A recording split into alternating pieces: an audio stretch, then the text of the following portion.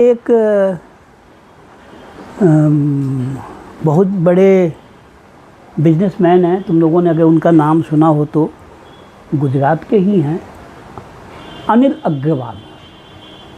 नाम सुना है? वेदांता ग्रुप के वो संस्थापक हैं। हाँ, वेदांता ग्रुप के ऑनर हैं। उन्होंने एक छोटे से लोहे की दुकान से, कबाड़ी की दुकान से उन्होंने अपना बिजनेस शुरू किया था और आज उनका $50 बिलियन का उनका बिजनेस है और इकलौते व्यक्ति है जिन्होंने अपनी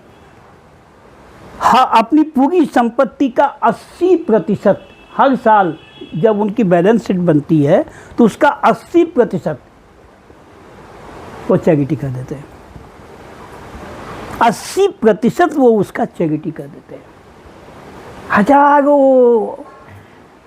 हजारों हमको कहने में गलती हो गई है, लाखों गरीब बच्चों को वो शिक्षा दिला रहे हैं। लाख गरीब बच्चों को शिक्षा दिला रहे हैं, अन्न क्षेत्र चला रहे हैं। तो याद रखो, और उनके पास जो भी पैसा एक नंबर का है। जो आदमी अपनी संपत्ति का 80% चैरिटी में दे रहा है वो क्या पाप करेगा? उसको पाप करने की ज़रूरत क्या है? देखो, एक बात तुमको बताएं, अगर तुम मेहनत करोगे तो घर में रोटी की कमी नहीं है।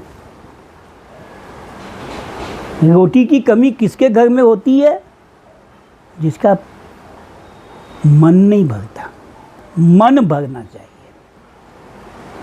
अगर मन भरा हुआ है तो कोई कमी नहीं है। अपने बच्चों को अच्छे संस्कार दो कि ताकि, अगर याद रखो, अगर तुम्हारे में अच्छे संस्कार होंगे तो तुम्हारी जब श्वास उनके भीतर जाएगी ना, तो वो जहाँ जाएंगे वहाँ भी अच्छे संस्कार जाएंगे।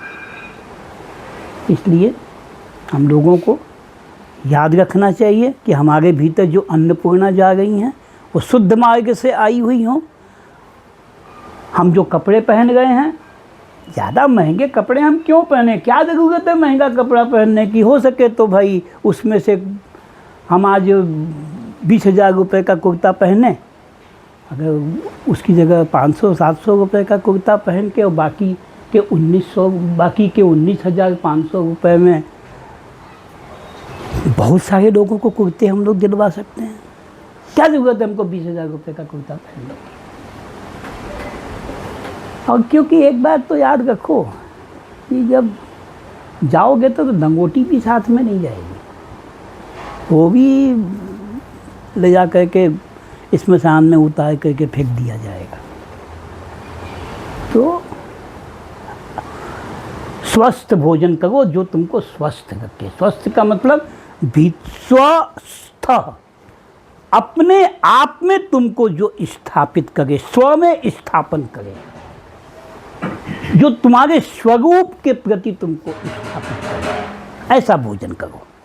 और ऐसा भोजन क्या होता है? देखो, एक बात तो निश्चित रखो कि ज़्यादा खाने वाला कभी स्वस्थ नहीं रह सकता और कम खाने वाला भी स्वस्थ नहीं रह सकता। समझ में बात आ रही? कम खाने वाला भी स्वस्थ नहीं रह सकता। तो कम भी मत खाओ, ज़्यादा भी मत खाओ, लेकिन जो खाओ ईमानदारी का आया हुआ खाओ। अपने बच्चों को अच्छे संस्कार दो।